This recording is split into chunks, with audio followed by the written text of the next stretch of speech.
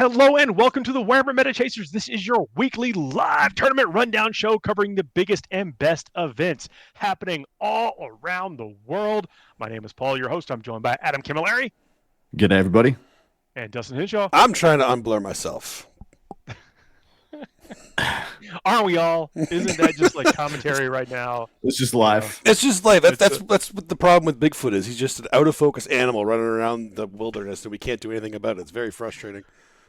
We have some amazing events to talk about this week. I want to say welcome and hey everybody in the chat, and also warms my heart when we get to talk about events suggested by the patrons on our Patreon and everything else. So, cannot wait to talk about it. We have a wonderful event sponsor shout out here, the Wooden Spoon Collectors. Patrons who have sponsored this episode. Thanks to Adam for helping them out with their team coaching. You can actually talk about that if you'd like. Give some time to that. Yeah, sure. So these lovely gentlemen, you can tell by the name that it's quite stated how they came into the team's environment, believing how they were going to perform. But they had some aspirations to do a little bit better. And one of them PM'd me and asked if I'd be down to help them a little bit with some pointers on how to get the most out of their team's experience. And yeah, we did a couple of 1 hour sessions and, chit-chatting about what this list does, what that list does, how to, formulate your plan of attack in the pairings process. And yeah, they went to the previous large team event in the UK and had their best results as of yet. So definitely not I'm not going to say it's because of me. They went there and they played and they did really well. But it was a very rewarding experience for me, and hopefully it was for them as well. So shout out to those boys. We have the names of the gentlemen here as well. So that is shout outs to Arthur, Dom, Henrik, Mick, and Robbie. Good luck to you all. If you do badly, it's not my fault. If you do really well, it absolutely is. Congratulations on that finish, higher than it was before. That's all you can ask for. And it is about putting one foot in front of the other.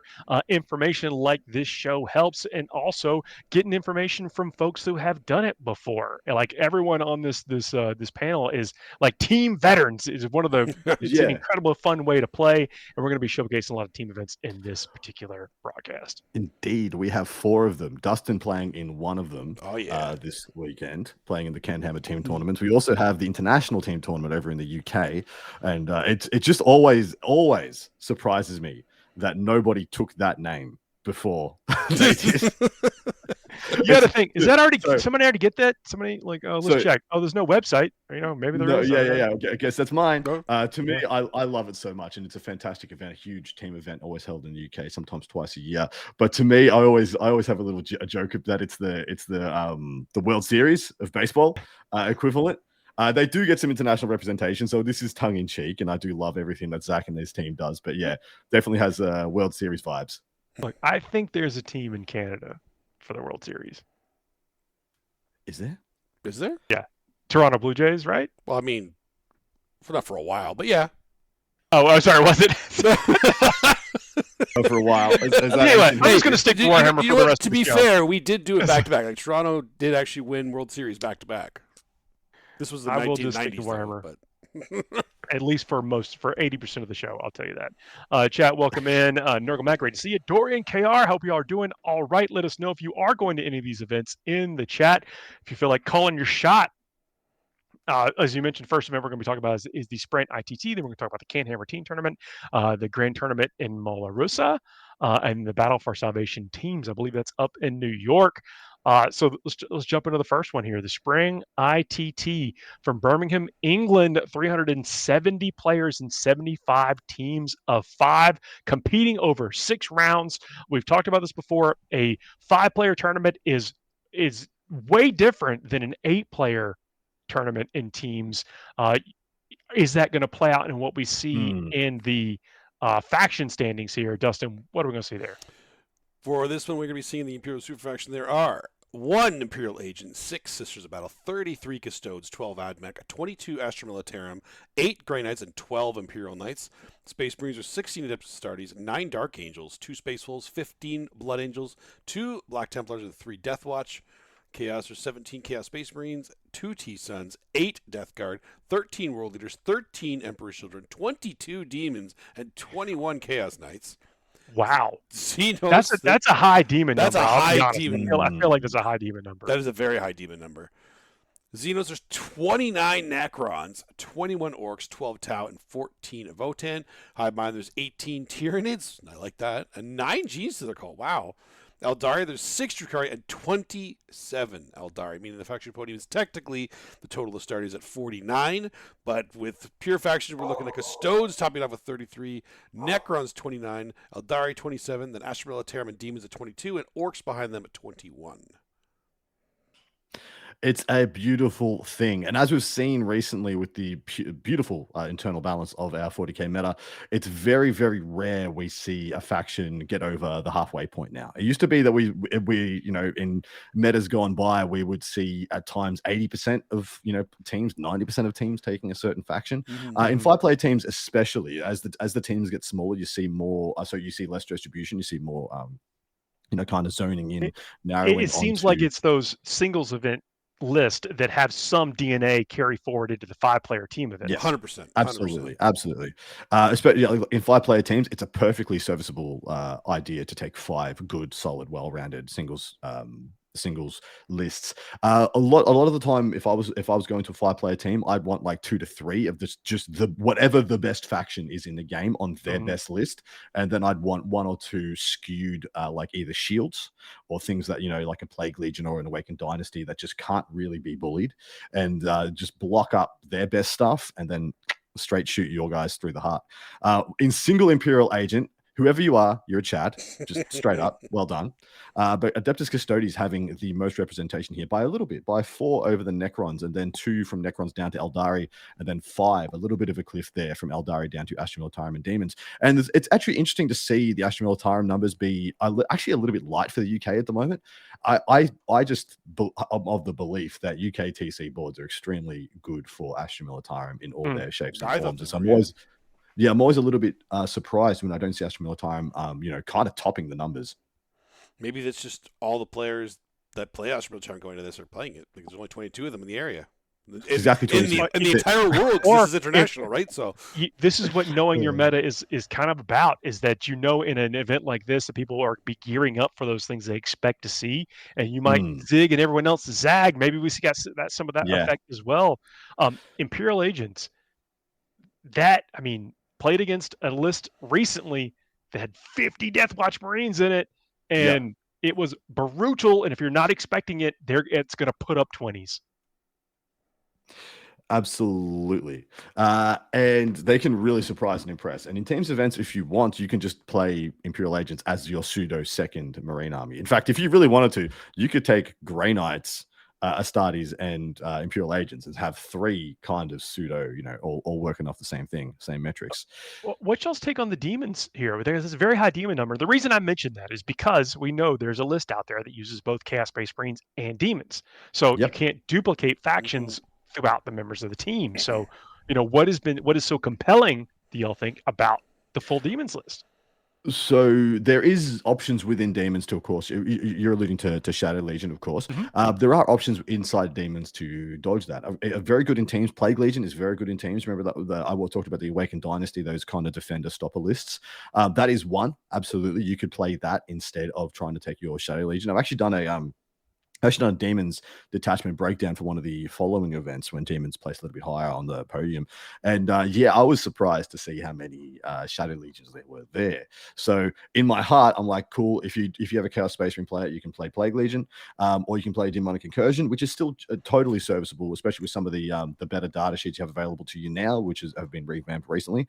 Shadow Legion is just a house. It's just so very good in teams. Really, really strong.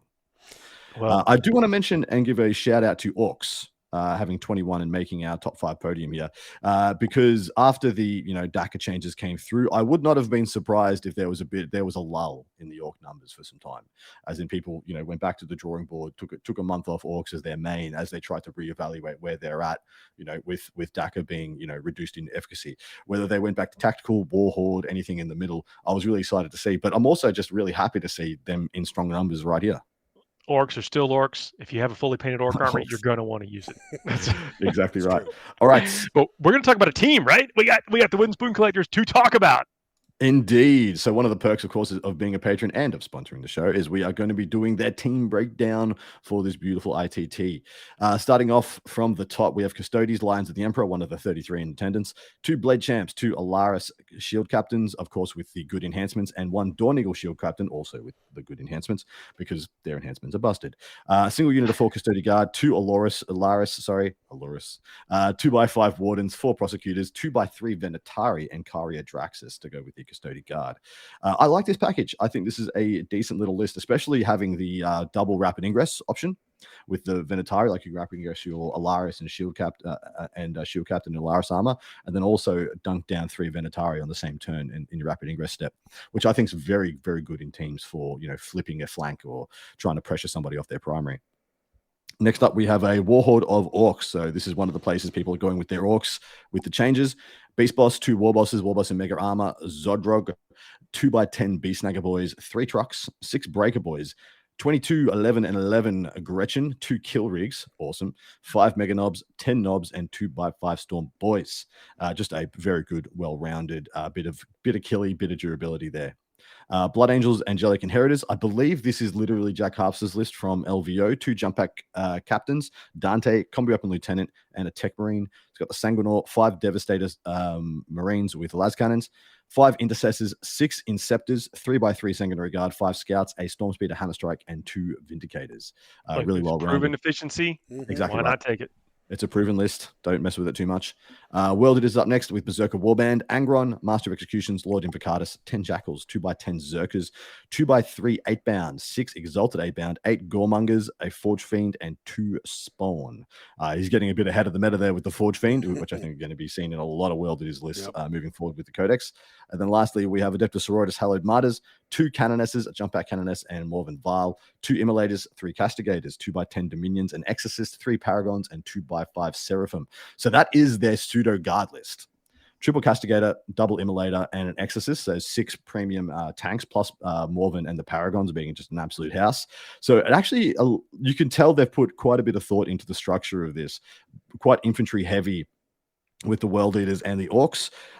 Quite in the middle there with a lot of 3 damage bodies in the Blood Angels, but backed by, good long-range firepower in the Vindies and the Hammer Strike. And then the Hallowed Martyrs having just, hulls and hulls and hulls and hulls and hulls. So hitting a bit of a durability skew here, which I think is pretty cool. I do like that Adeptus Sororitas list. It's almost like you're maybe reducing your dependency on miracles and just, getting to use those right when you need it's going to be most impactful, like with Marvin Ball and the Paragons and exactly the right. tanks do tank stuff. You hit the nail on the head. The only thing here that needs, that it needs more miracle dice to do the thing is Morven Vile. So when you bring her on or deploy her or send her in, she's just going to have a gas tank, like, up to the eyeballs of 6s and 5s and 4s to make sure she charges, gets the max number of wounds, max number of damage, all the things. And I played on a team event last weekend with a gentleman who was playing Morven Vile, and in one turn killed 5 Chaos Knights, 5 War Dogs in one battle round. That's not normal. No, it's not.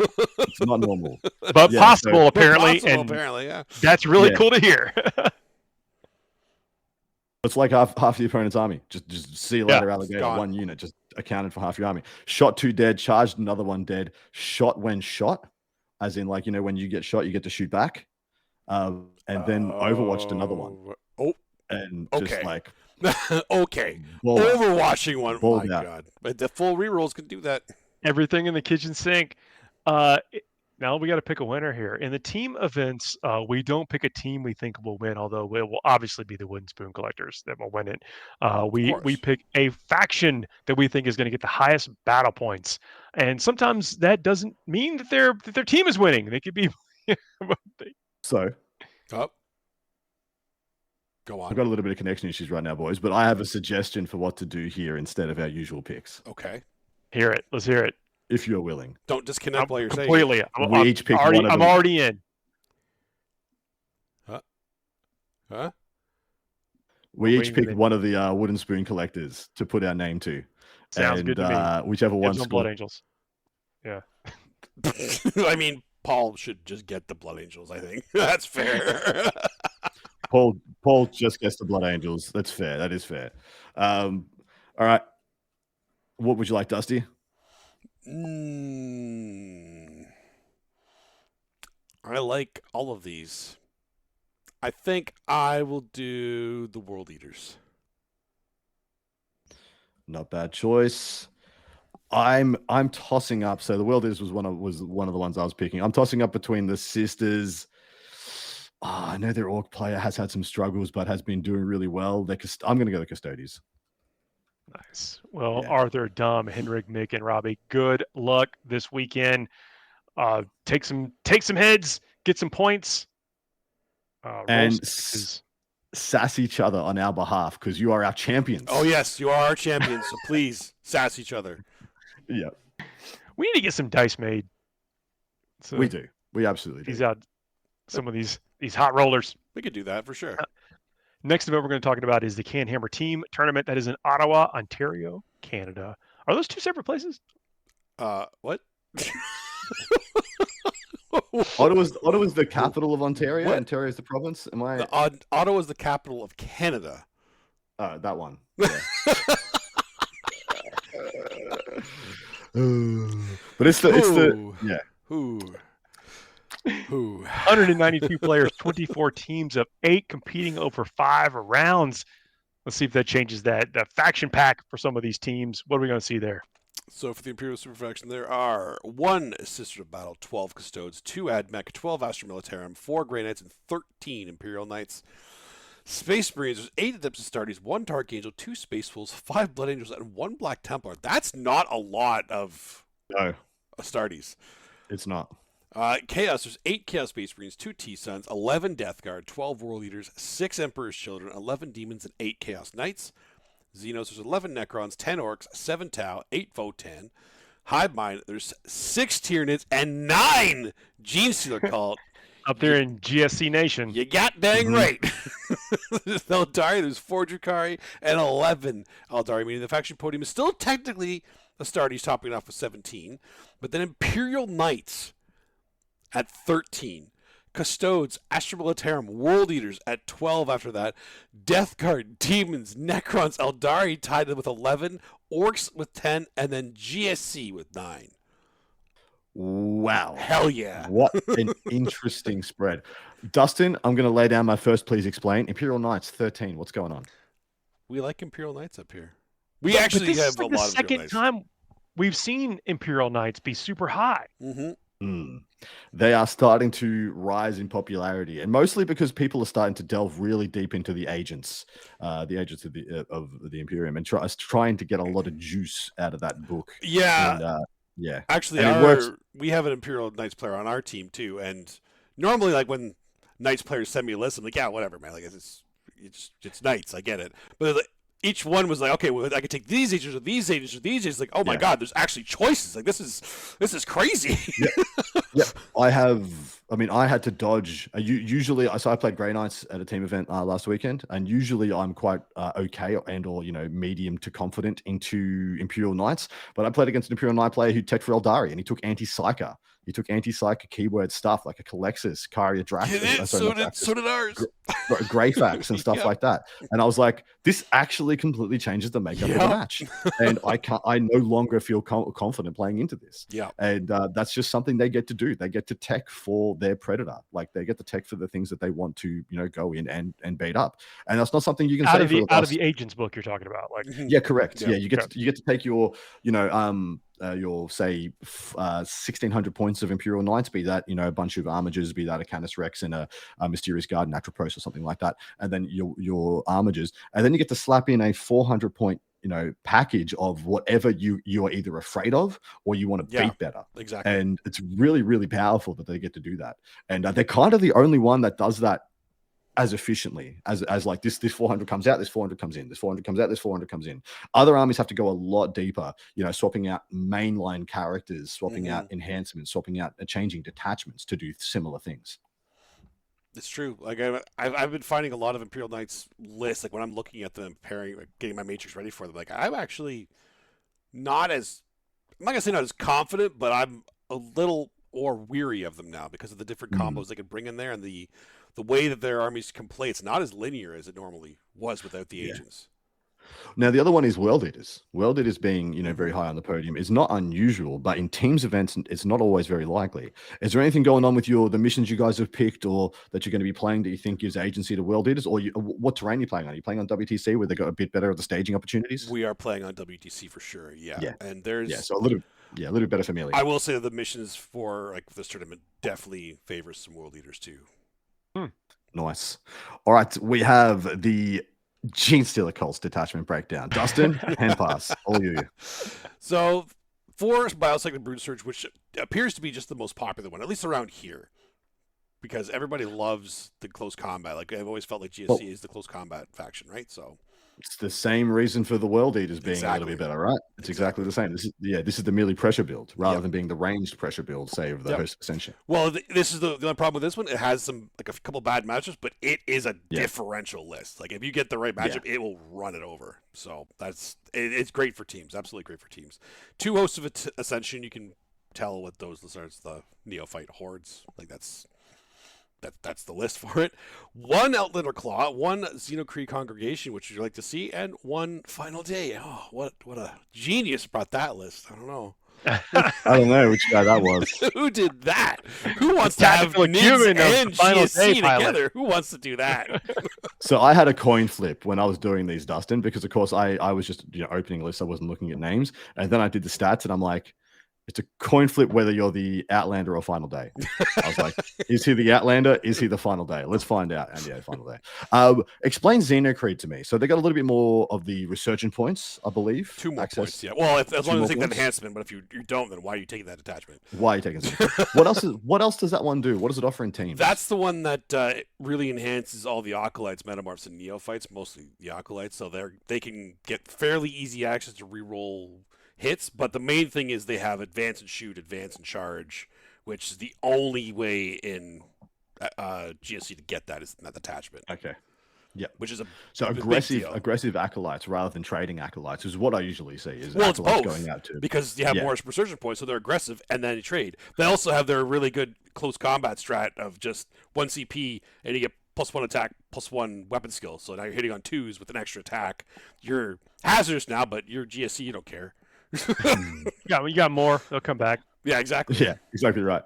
The Biosanctic, what are you seeing as the things it needs to avoid? You said it's got some big reds. Like, what does it want to dodge? Anything that has a lot of fight first melee, like some of the Death Guard is very, very bad for them because the -1 damage is also something that they struggle into because a lot of their damage, a lot of their good damage, in fact, damn near all of it is 2 damage. Yeah, all of it except even the what's the puppy with the character in the Aberrant character. The Abominant. The bomb. Is he damaged too? Or is he damaged? No, he's damaged D6 +1. He's a monster. That's what I thought. Yeah. Those guys are great. Those guys are great. Yeah, but no, it's because there's a lot of Aberrants with 2 damage. The Rock Grinders, which you'll sometimes see in there, are 2 damage. Yeah. So the -1 damage does hurt them quite a bit into the more elite armies, but it's the fight first because they are still paper. They will still die to any kind of decent combat. So if you have a lot of fight first, and they need to charge you to really do damage, or any list that has a lot of chaff that can get in the way and make sure because they're very vulnerable to move blocking as well. Yep, totally fair. All right, time to pick us some winners, my lads. Dustin, I'm going to price you in for yourself already, picking that's fair. GSC. Paul, what would you like, mate? Yeah, I got to pick a faction here. This is tough because this is a big spread, and you gotta feel. Do you go with the numbers here with Imperial Knights being the champ here? Is like, but what really takes out Imperial Knights? Don't take my pick. I can tell you that there are some very good Imperial Knights players there. There have to, but I'm going Astra Militarum.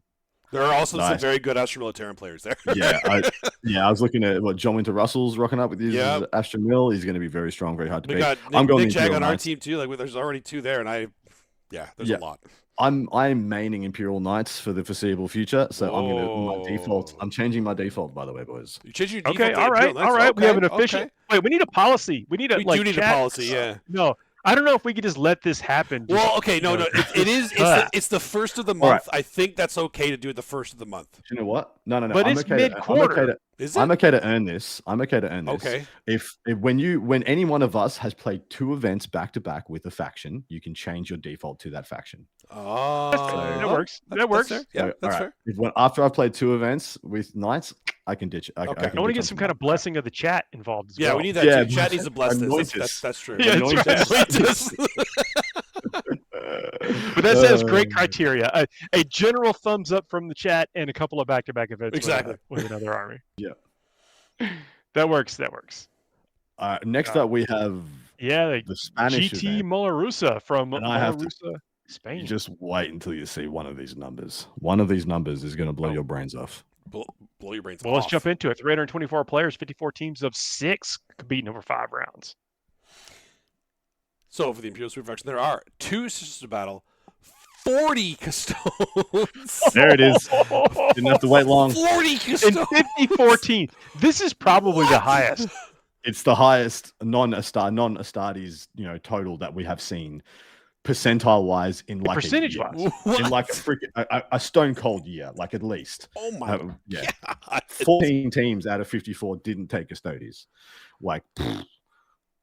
Ridiculous. They're kicking themselves right now. Okay. There's no more. That's it. That's all the Custodes. That's all of them. That's in Spain. Yeah, right every single one of them. Yeah. Anyway, there's also 3 AdMech, 21 Astra Militarum, 6 Grey Knights, 22 Imperial Knights. That's still a massive number of Imperial Knights. Wow. Space Marines, there's 13 Adeptus Astartes, 8 Dark Angels, 2 Space Wolves, 17 Blood Angels, 1 Black Templar, and 2 Death Watch. Chaos, there's 11 Chaos Space Marines, 1 T-Sun, 17 Death Guard, 8 World Leaders, 13 Emperor's Children, 23 Demons. Man, Shadow Legion is just out in force. 14 Chaos Knights. Xenos, there's 19 Necrons, 15 Orcs, 9 Tau, and 11 Votan. Hive Mind, there's 14 Tyranids and 5 Genestealer Cult. Eldari, there's 2 Drukhari and 25 Eldari, meaning the faction podium is technically total of Astartes at 43, but obviously Custodes at 40 really gets the gold here. Then the massive Golden Cliff into Eldari of 25, then Demons 23, Imperial Knights 22, which is still respectable, and the Astra Militarum at 21. What is with the Custodes? It's wild. It's absolutely crazy. Those numbers are mind-blowing. Like, you got to assume there's like 2 units of Wardens in at least every one of those lists. Yeah. So they're hoping nobody gets through it. I mean, not necessarily, because if they're bringing the Solar Spearhead, then they're just going to have all the dreads, right? They might have 1 Warden squad, maybe, but probably not. It depends what the detachments are. Does that mean if there is 2 units on average in every list, that's 400 Wardens? That's a lot of Wardens. 400 Wardens. That's actually these players make up most of the 10,000. Yeah, correct. Yeah. There's more Wardens at the event than there are players at the event. Oh yeah. in like the second most elite army that you can play that isn't Knights, Chaos Knights. Yeah. Freaking nutters. The other numbers are pretty respectable. Everything beyond the Custodes is pretty much what I would have expected. 25 Eldari, so about half the teams. Demons being taken by about a third, as is Imperial Knights and Astra Militarum. That is about on par for where I think those factions are at. But we have a Chaos Demons detachment breakdown for your viewing pleasure. And yeah, Paul, nail on the head. Yeah. You want to read it out, brother? Yeah, 19 Shadow Legion, 3 Demonic Incursion, 1 Plague Legion. Shadow Legion is just it's so incredibly powerful. It's so good. It's built for teams. You don't you do not need the CSM portion. The strats alone are incredible. You can just play. the. I mean, but you can. I'm a bit weird on the Chaos Space Marine inclusions. So I've seen such mixed results out of the Havocs, hanging out in Bellicor Zora. I've heard some people say they're the best. They're the bee's freaking knees. They can't leave home without them. And other people say they're not worth the paper they're printed on. Get them out of the list ASAP. Take Raptors and stuff like that instead. And I've seen both of those. And then I'm still seeing so many arguments of what to chuck in as your power unit. Of course, you're going to take your Bloodthirster with the Great Axe to go in, bonk something back to reserve. Yeah, bouncing all around. A bouncing Bloodthirster is scary. Savage, really terrifying. And but past that, people are really arguing about what is the best, power unit to take. Do you take the Crushers with the Herald? Do you take the Screamers with the Chariot character? And you do all the flybys and stuff like that. And do you take horrors? Do you take a bunch of bloodletters and fleshhounds? Of course, you are taking fleshhounds. Sorry, I shouldn't say that. That you are taking fleshhounds. And then flamers. If it's flamers, how many flamers? There is a lot to be discovered still in the Shadow Legion. It is not solved whatsoever, and I think that's very exciting for demon players. And that attachment on its own is like its own multiple attachments because of all the different bonuses of the different units you can take. So there's so many builds within that build. It's just crazy. That's the secret of demons, though. It's like you just if you have an idea about what you're going to face, the demons probably have an answer for you. And if I think Adam has said it before that demons have probably the most robust codex or army that can build for anything. Yeah, toolbox. As long as you have perfect information. As long as you have perfect information. If you call your shot, I think only Adeptus Astartes can do something similar, and that's just because they have 100 detachments to choose from, so you could pretty much just pick your poison on what you think you're absolutely going to need to beat. Demons is like second fiddle to that. Maybe Eldari is the one below that if we had to pick a bronze medal here. But yeah, that you're absolutely right. Demons can kind of be fit for purpose, and if you call that purpose, if you know what that purpose is, they got you covered. They're going to do what you want them to do. What? Okay, you need to roll a die for us to pick which faction we think is going to bring down the highest battle points. Oh, there's I need it to be me. I need to come up here. There's a 0% chance custodians don't make this podium. Right? One of the 40 of them is going to get just green lights, 0% traffic lights, chance. all greens all the way through. So, all right, Paul, you called it, so call it, mate. You want the 1, 2, or 3? I'll take 1, 2. You got it. It's a 2. Custodes. Fine. Called his shot. He got it. Dustin, what would you like? I'll take. You need to pick something that'll be Custodes, baby. So. Exactly. It's so hard to figure that out, but I'll go Imperial Knights. Son of a. Man, you see, he did that to you. I'm back in the demons. Let's do it. He did do that. Yeah. He did that. I'll go the demons. That's fair. That was the other one I was considering too. So. That's good. Solid choices. This is going to be probably a great event. Going to be watching this one. Next event we're going to be talking about is the Battle for Salvation in West Nyack, New York, United States. 160 players and 20 teams of 8 competing over 5 rounds. What's on that roster? For the Imperial Super Faction, there are 1 Imperial Agent, 2 Sisters of Battle, 6 Custodes, 1 Admech, 12 Astra Militarum, 6 Grey Knights, and 7 Imperial Knights. There's only 6 Custodes here, obviously, because they're all in Spain. Space Marines. They got the memo. They got the memo. The Custodes symbol went up in the sky, and they're like, we must go! Space Marines was 8 Adeptus Astartes, 2 Dark Angels, 1 Space Wolf, 3 Blood Angels, 1 Black Templar, 1 Death Watch. Chaos, there's 4 Chaos Space Marines, 3 T-Suns, 8 Death Guard, 10 World Eaters, 9 Demons, and 11 Chaos Knights. Xenos, there's 12 Necrons, 8 Orcs, 6 Tau, 8 Votan. Highbind, 8 Tyranids, 6 Genius to their cult. Eldari, there's 3 Drukhari, and 11 Eldari. Meaning the faction podium is, again, total Astartes technically at 16. But Necrons, Astra Militarum tied at 12. Chaos Knights and Eldari at 11. Then World Eaters at 10. Demons at 9. And then a big old tie with Nids, Votan, Orcs, Death Guard, and Astartes at 8.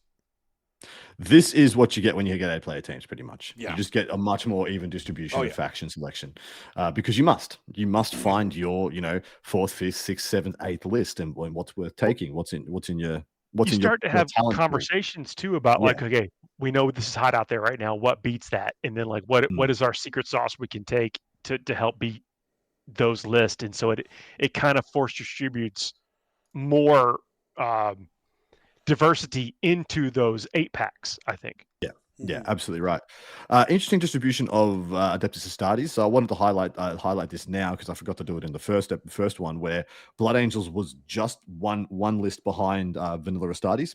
But in this one, the Adeptus Astartes are well and truly out in front. Almost like the Vanilla Codex Astartes is half the total Astartes, but still having 1 Death Watch, 1 Templar, 1 Space Wolf in the pack. So are most of those? I mean, if you Ultras, remember, Ultramarines, basically pretty much has a handful of Storm Lancers in there, but the vast majority are Gladius Task Force Ultras. Good old boys. And yeah, so a nice little step down here as well. Even only 16 for the total of start is stepping down to 12 to 11 to 10 to 9 to 8. That's a beautiful thing. We love to see that. We love to see those. We don't like seeing cliffs. They are fun and meme-tastic for us on the show. They give us content. But what we want to see in our meta is this beautiful step down. And I got to say, of the 4 events we've done, this has the best faction podium. This has the best, least stratified faction podium. But we have a Necron's detachment break it down for you because they did hit that first place on the podium, and we did the Astra Militarum one last week. So Necron's detachment breakdown, and the title here is "May the Casino Cannon be ever in your favor," because 6 of these 12 are Shatterstar Arsenal, which we know rely heavily on DDAs, that being Doomsday Arcs, to get their work done. So even split here, which is impressive. So 6 Awakened Dynasties and 6 of the Shatterstars, like I said. And that makes a lot of sense to me. You either build your Necrons to not die and sandbag your opponent, or you build your Necrons to do the killing and thereby get that differential. So that makes a lot of sense to me, boys. Anything about that? So we've still seen like a couple of, I don't want to say random Necron detachments make their way in. It is interesting that it is just these 2, which are arguably the best or fan favorites right now. Well, they're the 2 best at doing the 2 key roles of teams, either not giving up a win or getting a win. And that's kind of the 2 identities right there. You hit it on the head. This is the yin and yang of Necrons right now. I do think there's some interesting things to be played around with. I don't think Hypercrypt is dead in teams either, but I do think it takes a very different play style and a very, very different plan for how to wield them. And they do have much redder reds as well. So there is a bit more work to be done on that back end, rather than just like windmill slam my Necron warriors. Oh, look, I went first. Looks like you're getting 5s only for this game. I think it's telling though that like everyone did go with one of these 2, the Necron players. So that's got absolutely. Their mind on the missions up there. Oh, absolutely right. And there are some very strong players going here. There is if I was doing a team breakdown, Art of War is sending a full squad, a full 8-pack squad. So just breaking down what they've decided to take would have been very interesting. But we ain't got that kind of time. This is our 4th event. It's time to pick winners, baby. We have powered through this, but there were 4 150+ player events, team events. In different podiums in every one of those events podiums, too. Yep. Different podiums. So the reason we did this is because there's 4 huge team events in 4 corners of the globe that have 4 very distinct flavored metas, and we wanted to catch it all. And how could we not? So Dustin, your turn to call it. Me turn to call it? All right. I'll do 3 to 4. Nah, 1 to 2. Paul, your dice off sucks. You go again, mate. Your dice sucks. Sorry, Paul, off you go. Oh my goodness, I'm gonna go with Eldari. Dusty boy. I don't like doing. This is a new month too, so points of reset. Oh, this is important. Then we got to really pay attention to this. Astartes. Nice. I'm going Astra Mill. Yep. When I say the points of reset, we we predict these winners each and every week, and then on our Patreon only show for Tier 2 subscribers and above, we do a recap show where we see how well our predictions worked out, and also go over the winners of the events and call out some lists that we think did really well, so some surprising things, and give each other no end of grief when one of us is doing well or not well. It's hard to tell sometimes where the grief's gonna start and end, but we have a good time doing it over there. So consider checking that out if you are able to. Is it Fuego time? It is Fuego time. Ooh, oh my goodness! So last week, Adam, I don't know if you caught last week's show, but the chat did just a wonderful job representing you. Because you guys did Fuego last week. We did. We did. Yeah. Nice. We did the sci-fi, which. Oh dang! I'm pretty sure.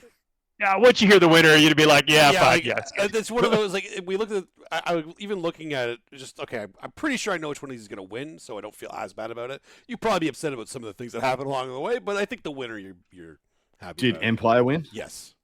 Okay, cool, good. Empire. I didn't watch It was it. actually it was Empire and Aliens for the finals.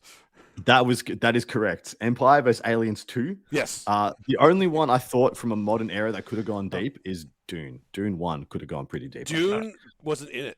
We had to put Dune in another category because we didn't have it down. So we still have Dune. So that means Dune's going to have a really good shot of winning the category. Actually, it's not Aliens 2. Aliens is the second installment. Yes, correct. Alien and Aliens. So wait, was it the first Alien? No, it was Aliens. No, Yeah, Aliens. Because Alien is a horror or a thriller. So how cool is that? It's 2 sequels. Yeah. Second installment of both of those In fact, I'm franchises. pretty sure every single one of if there was a franchise, it was always a sequel. We talked about that too. Yeah. Like Terminator 2. Terminator the only 2 one was is in there not. too. Yep. Yeah, the only one is not better is Predator 2. Predator 1 slam dunks on Predator. But 2. the Predator's Good in call, yeah. in this one, Yeah. so we're on action. So this is genre. a segment where, by the way, thanks for hanging out for that portion of the 40K talk. And here's a segment of the show that we get to where we talk very little about 40K sometimes.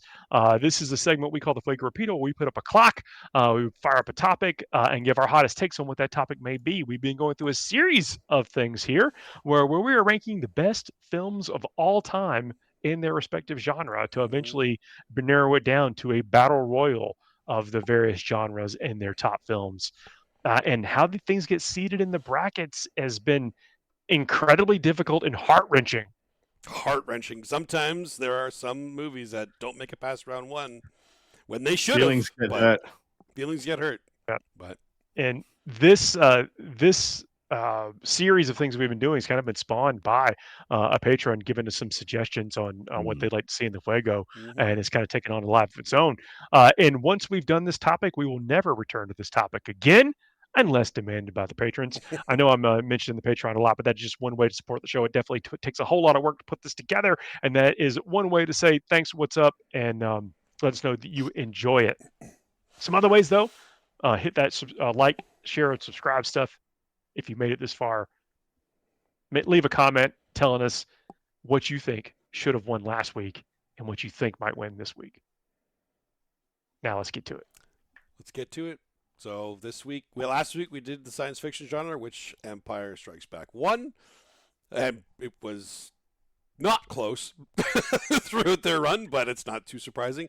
This week I actually am not sure, so I'm really interested to see what happens this week because we're doing action. And I had to throw a couple extra, 2 extra ones in to make sure that they got their time of day because there was something we missed that were added on the end. So we got a bonus round? We got a bonus bracket? There's not even, well, 2 kind of getting out of the way first, and then we go to the real brackets. So Okay. So there's the honorable mentions, essentially. Kind of. And well, the first 2 are like, I had no other place to put them. So all right, they're going in action because it's closest, but they're not really action movies. But here they are. So, Hey, Steve, welcome in. Better late than ever. Of course. What's up, Smurfette? First up, we have, in the preliminaries, Rocky versus Men in Black. Action movie? That's what I mean. See, it's not. Yeah. It's got to be Men in Black. Oh, Wow. I was going to say I'm going to Rocky. say Rocky. Yeah.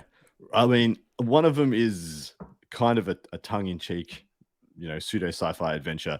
The other one is like a champion of the people being defined. Like actually. But actually. Is it an action movie, though? No, but like, we have to go. I mean, with there's kind of only one Oh, fight. man. There's only one kind of action sequence in Rocky. That is true. Yeah, As Men like in purely Black has as a- action the whole way. If it's just film versus film, Rocky wins hands down. But if it's action film versus action film, there's a lot more action in Men in Black. But are we doing it based on the Ooh. genre? Because it's not going to show up again. Like Rocky is not going to be in another genre. This is it. You mean Rocky 7 and Rocky 8, Adrian's Revenge aren't in this either? No. Men in Black all day long for action. I mean, come on. Okay, I'm gonna get Men in Black. When he Oh, is shoots he the little cricket? girl when he shoots the little girl in the lineup instead of shooting all the monsters, that got me. Yep. So you don't even know why you're here today. We're the best, sir. All right, what's up next? All right. I guess. Well, then so that's the preliminary of that one. So then it goes up to.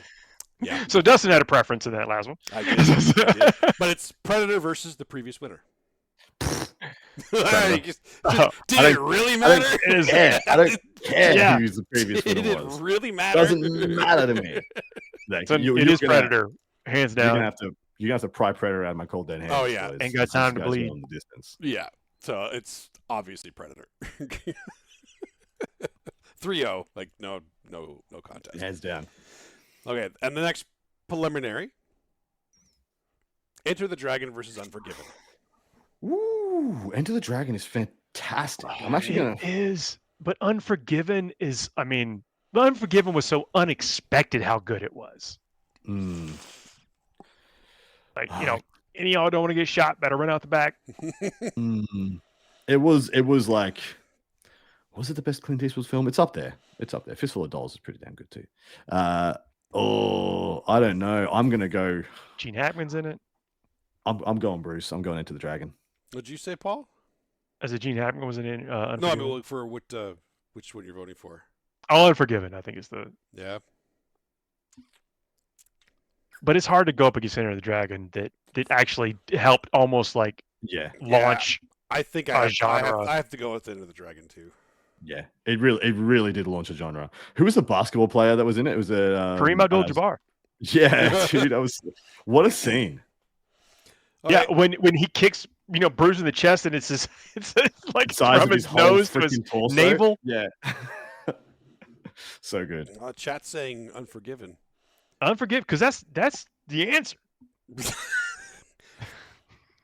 Nah, I'm sticking with Dragon. All right, look, okay. It's 2-1 Dragon. It's 2-1 Dragon. Democracy works, people. Democracy works. Yeah. And the next one, because now it has to go into actual round one. Indiana Jones: Last Crusade versus Enter the Dragon. Oh, damn. Indiana Jones. Yeah, it's Indiana Jones. Last Crusade is a perfect film. But I would. This is another one where I would have. The Unforgiven could have made it this far, and it would have fallen into the chasm. Yeah, would not have been the exactly. man. Yeah. Yep. Indiana Jones: Last Crusade. Okay. And continuing with the rest of Dang. round one. Dang. Mission Impossible versus James Bond. Technically, I think we agreed on Casino Royale was the one that. But this is the Daniel Craig one, right? I think that's what we decided on. Yeah. Yeah. And this is the first Mission Impossible, I'm assuming. That's my favorite. I don't know what you guys feel about that. Easily my If favorite. we're talking about the one with Henry Cavill in it, where he does the fist cocks, whatever. Oh yeah, the fist load. Yeah. But it's. But we're not, unfortunately. So it's James Bond. Casino Royale. Yeah. Daniel Craig brought a physicality to that role He that did. I think has been missing, and didn't sacrifice any of the suaveness. I mean, straight up, like Pierce Brosnan in GoldenEye was fan-freaking-tastic. But Pierce Brosnan knocking anyone out is a stretch. Like, The GoldenEye debut is one of the best video games of all time. Yeah, absolutely. And in my opinion, still the best Bond film. Well, we'll get to the video game category later. That's later. But right now, I have to even look at it as a series too. Like, I love Mission Impossible, but James Bond is just another level, man. It's another level. That specifically, I think, really did. Like, it was surprising how. Rebirthed the genre, rebirthed the series of Casino Royale. It was languishing pretty hard for a while there. KR Top Gun isn't, because we put Mission Impossible for the Tom Cruise movie, basically. Oh. Yeah, fair. Next up, Blade versus Bourne Identity. I do enjoy the Bourne Identity. I do enjoy them. Me too. But nightclub, blood coming from the ceiling, not kicking it off. Blade is actually the start of the MCU. I was about to say, Blade is actually it started the MCU. Like, the reason comic book movies started to get good was Blade. Blade's got my vote. Blade's got my vote too. Yeah, me too.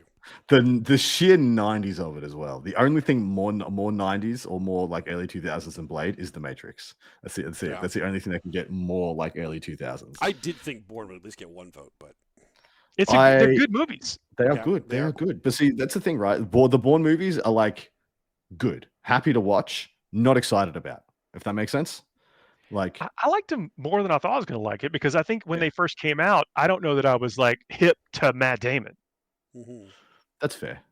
And I'm completely wrong about that, by the way. Amazing, actor, and love a lot. But looking at with with that, it took me a while to warm up, and now I love those movies. All right, that's fair. All right, next up, RoboCop versus Die Hard. Sorry, RoboCop. Yeah. Yeah. There's no. You didn't deserve this. You didn't deserve it, but you're done, RoboCop. Murphy, you're dead. You're dead, again. Murphy. He ain't coming back. Did not deserve it. All right. Kill Bill versus Captain America Winter Soldier, which is what we agreed on was the Avengers film we were going to put into this. Winter Soldier. Yeah, because I think it's the most underrated. I'm going Kill Bill.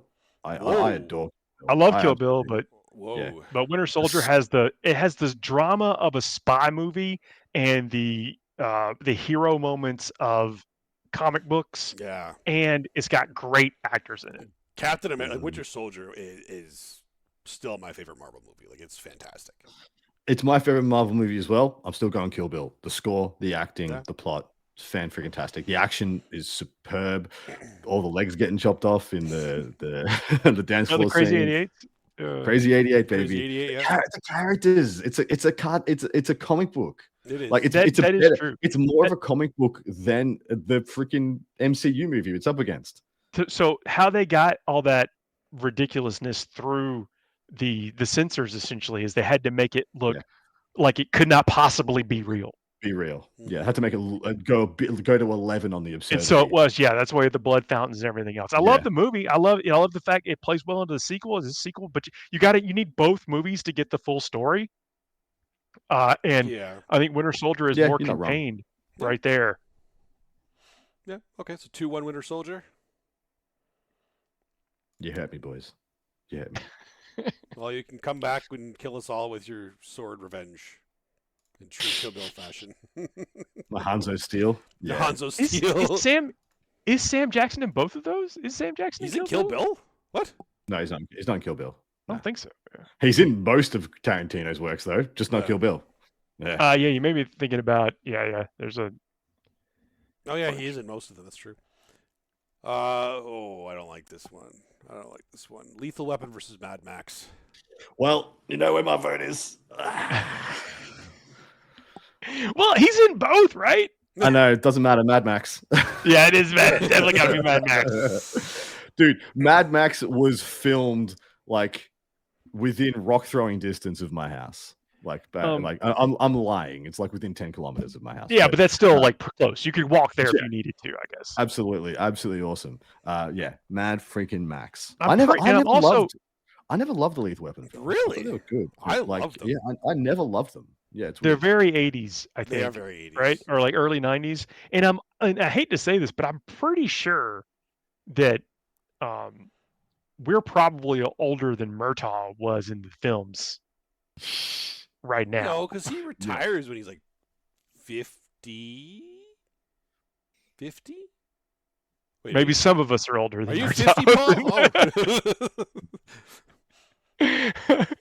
But it's just so weird that it's like anyway. Oh, wow. Mad Max. I definitely have to say Lethal Weapon, but it doesn't matter. Mad Max 2-1. All right, and then last of round 1, Batman Dark Knight versus John Wick. John Wick, baby. Dark Knight. Yeah, it's Dark Knight. I stand here on a hill that I will die on when I say that Dark Knight is the best superhero film ever made. Dark Knight's awesome, but it's like two movies stuck together. Kind of. Yeah. I mean, to me though, John Wick has like run its course. It's a lot of fun, but it's essentially you know how they made like 4 Takens with Sam with how you gonna keep taking stuff from Liam Neeson? Just stop doing it.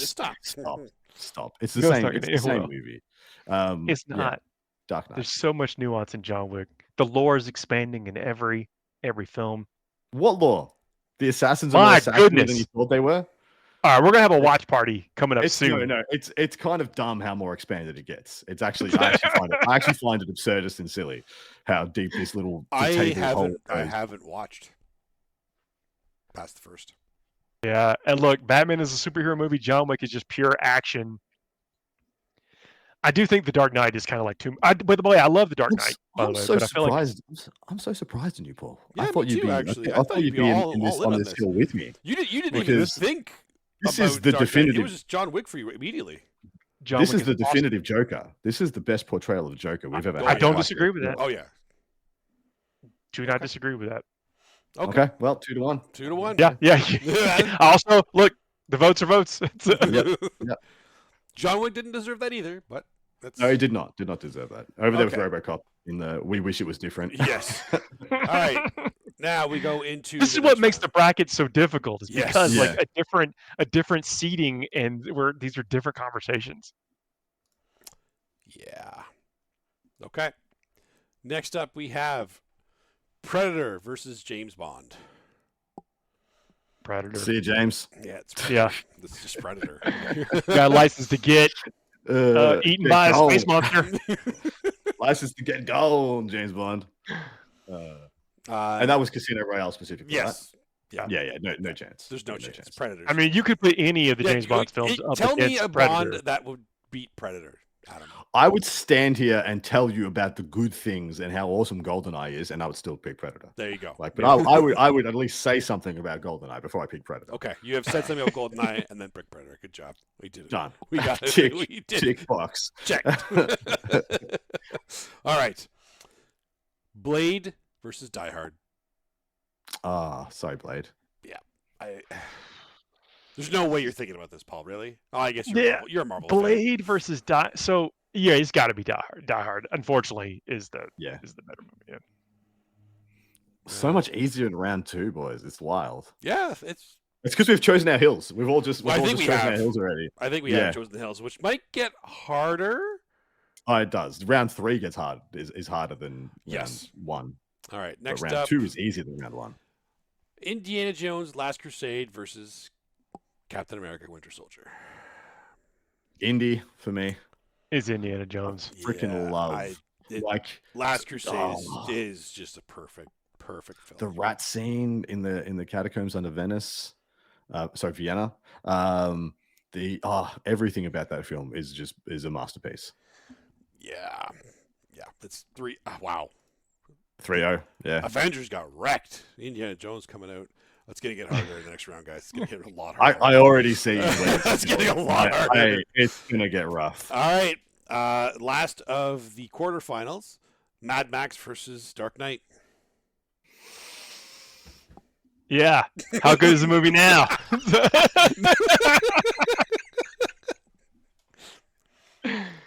For action movies, I gotta say Dark Knight's probably.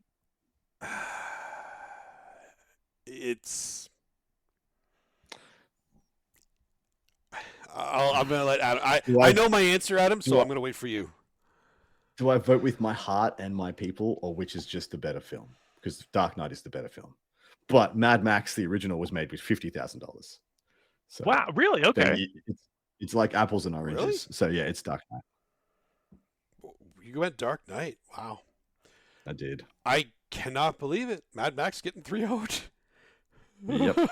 That's crazy. Oh man. Okay. My heart is entwined. I thought at least Adam would vote for Mad Max, but no, I'd lose my integrity.